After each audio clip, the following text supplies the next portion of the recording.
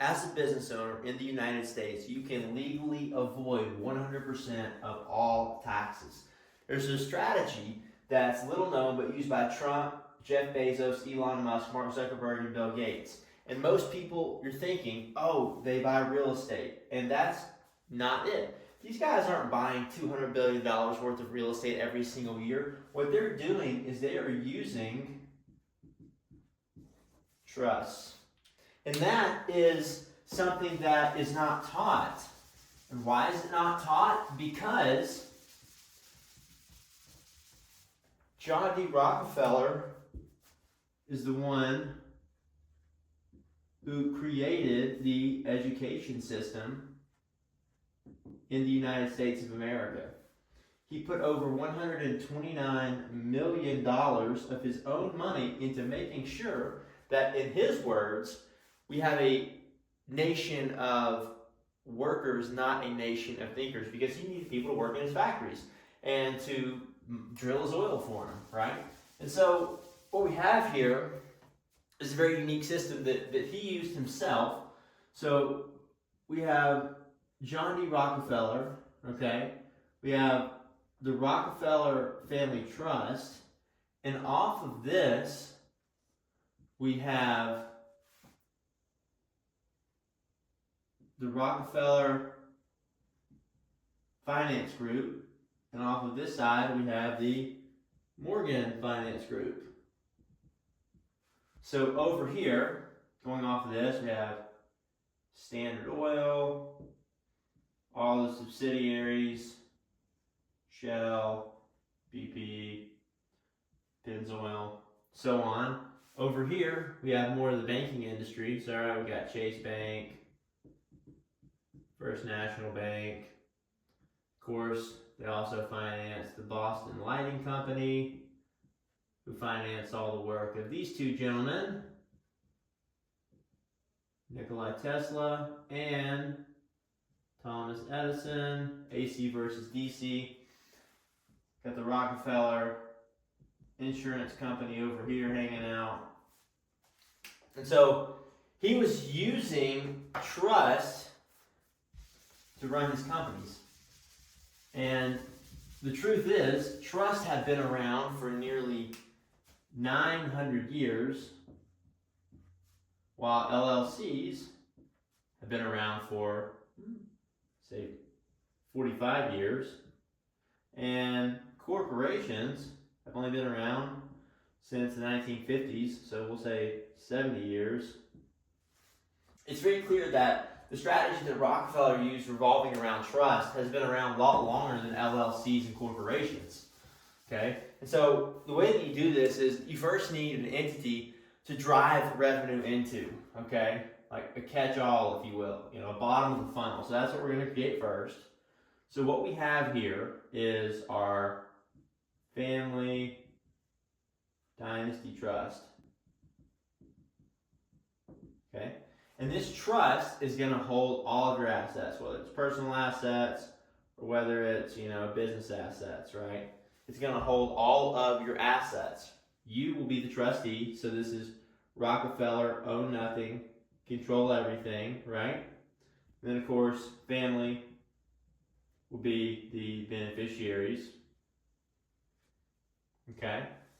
And then we have a grantor over here. That's just a part of the trust structure. We have an attorney that provides that. Okay? And this particular trust can accept two things. It can accept passive income, and it can accept capital gains. And out of those, it can defer them in perpetuity. And basically what that means is every single year we're going to kick the can down the road and we're never going to pay the taxes. Okay? Billionaires have been using this strategy for years. So, for most of us, our business, unless it's rental income, which is fine, that's passive income, we can drive that directly into the trust. But if it's not passive income or capital gains, then the trust is taxed at 37%, okay? Anything over $14,500. with no step-up basis. So that's pretty brutal, right? That's more taxes than you're going to pay anywhere else. So we don't want to drive active income directly into the trust. We have to use a pass-through entity. So for most people, what we do is we come in with a multi-member LLC, all right? And we're going to make the trust between 95 and 98% as a limited partner. And a limited partner gets a K1. K1's passive income. And that can be driven directly into the trust. Okay? So essentially what this looks like is your business right here, the business you already have, we restructure it as a multi-member. Let's just say you're hanging out over here. And we drive our active income into the business, convert it from active into passive, and then it spits out a K1 for maybe 95 to 98%. And the goal is to get this number as low as possible, okay? Now, in certain instances, you know, what we'll see is something similar with a business trust. You know, if you don't want to do the LLC thing, you can do a business trust, right? You will be the trustee, right? Or whatever, the CEO of your company. And then the beneficiary will be your family trust, and it'll get a K1, right, for 100%. Okay? And then all that money can be deferred in perpetuity as passive income. Okay? So very, very simple, the strategy. And the only thing that you really need to know here is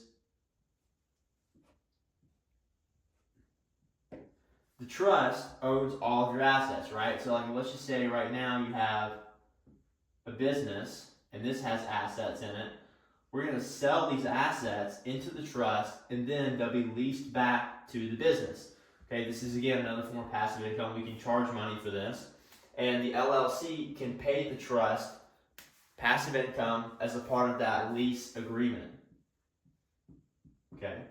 What's really unique about this and operating this as basically just a shell corporation is, let's just say something happens and your LLC gets sued. Well, the most common corporate veil to be pierced is inside of LLCs. That's why most people transition to using corporations.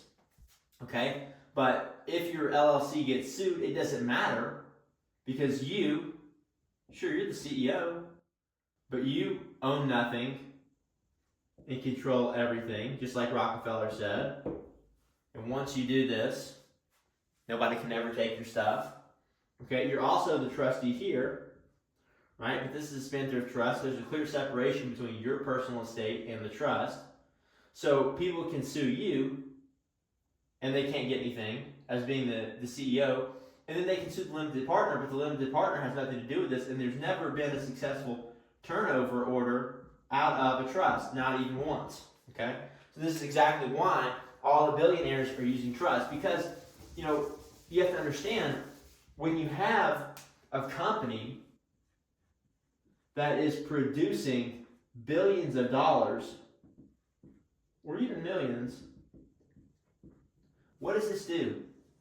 Well, this puts a big target right on your back. And it's an opportunity for, if you have some real estate, your tenant falls down, breaks their leg, broken. Guess what? They're going to sue the company or they're going to sue you. And so when you get to a certain echelon of life, you can't afford to take risks because it takes too long and too much effort for you to climb up this mountain of business. And here you are now at the top, and the last thing you need is some tenant to come in or some random person that you're doing business with to come in and try to knock you off of this. Now you're down here. Congratulations, you just lost everything over a frivolous lawsuit when all this could have been prevented. So the biggest thing here is you have to understand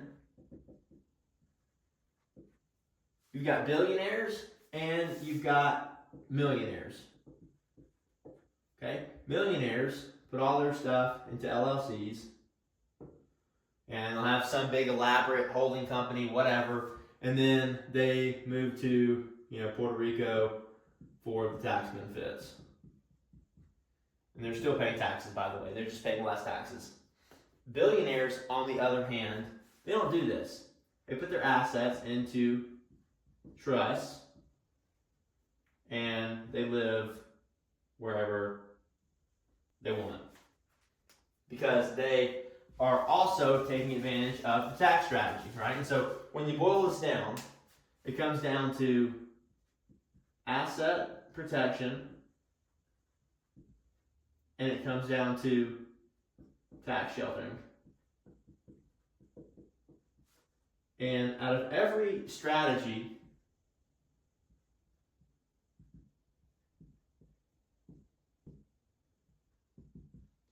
the trust rises above the rest in this category. So you, as a business owner, need a trust, okay? So you can legally avoid taxes and protect your assets.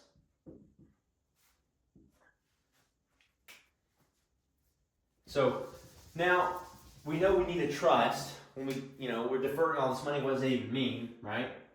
So inside the trust, right, the taxes are being deferred, which means every single year we're kicking that can down the road. But what do we do with this deferred money? So at this point, the way that this works, okay,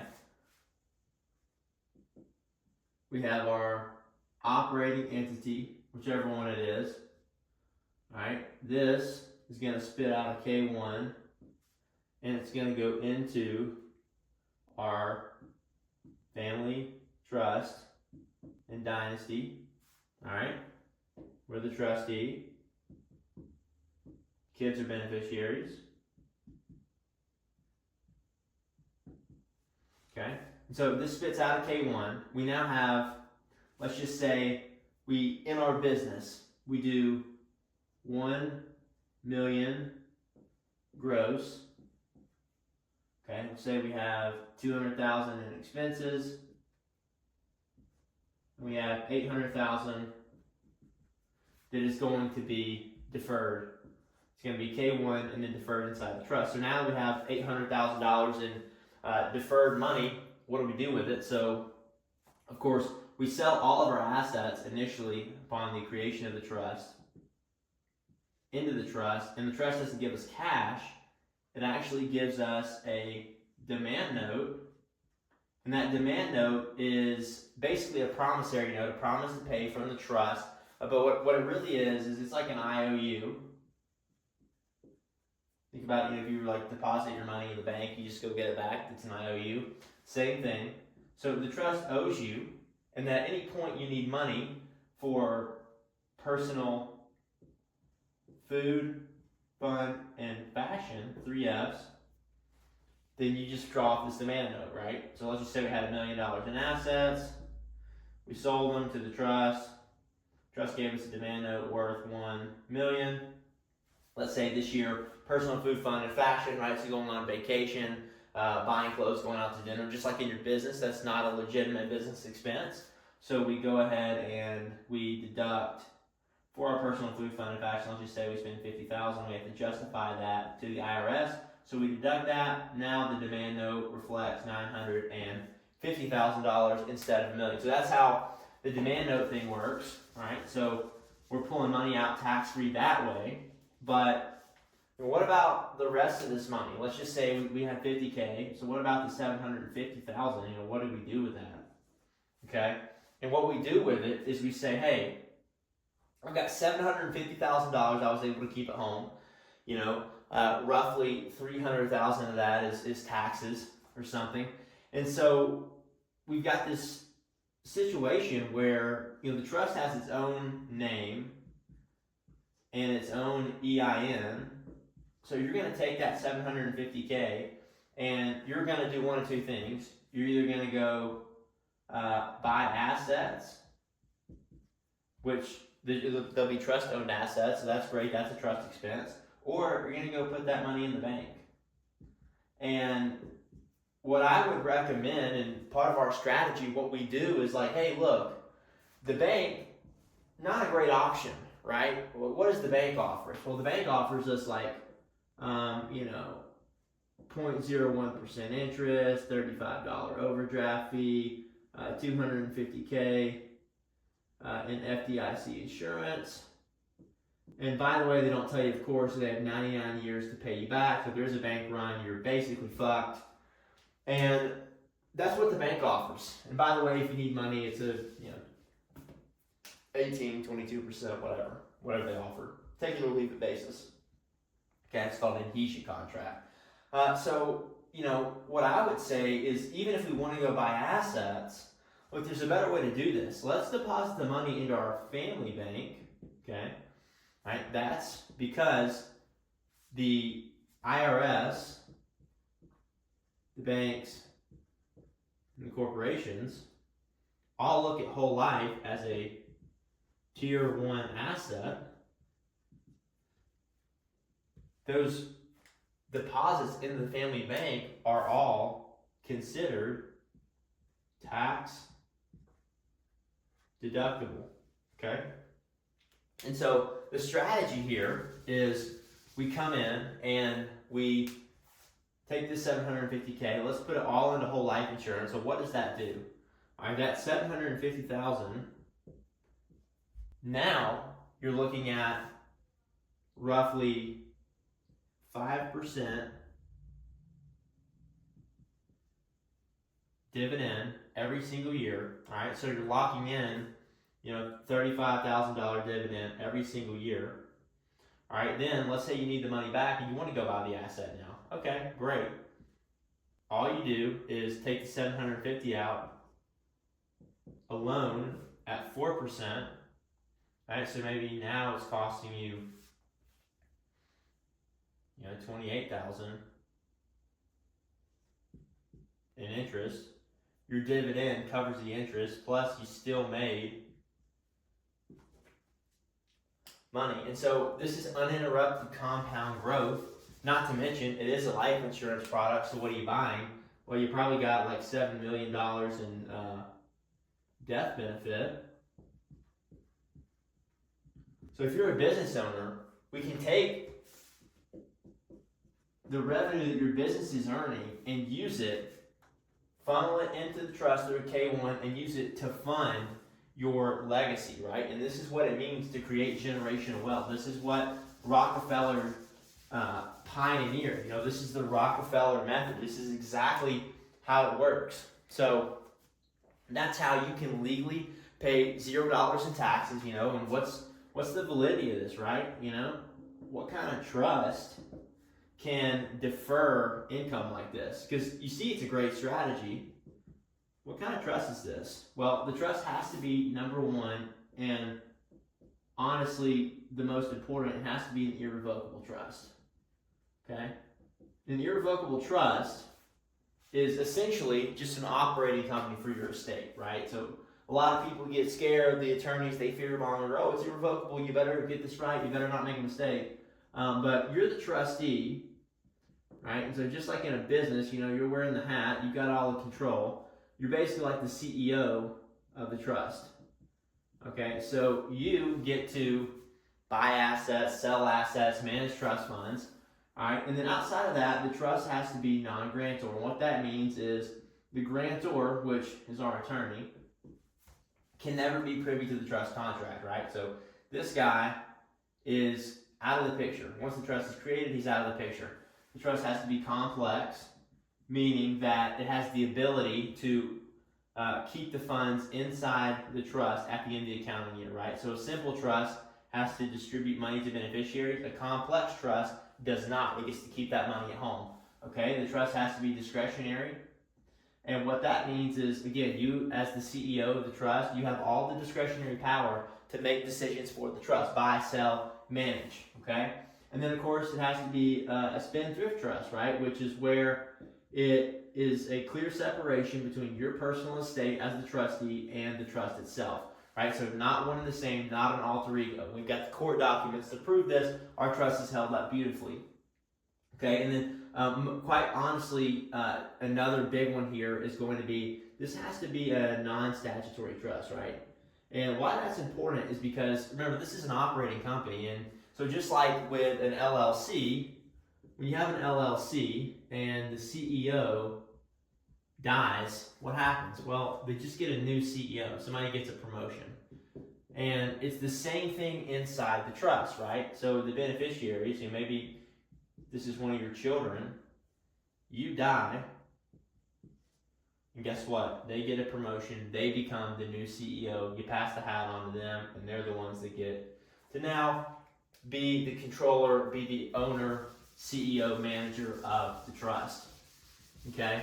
And so the tax code that we use here is IRC Section 643. Okay? That's pertaining to a lot of these trusts and how they distribute income and so forth. And so we have A3, which is basically saying capital gains,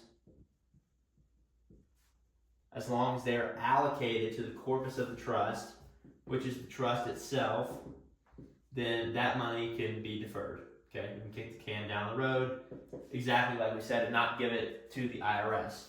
All right, and then we have IRC 643 Section B, and of course that one is in relation to extraordinary dividends.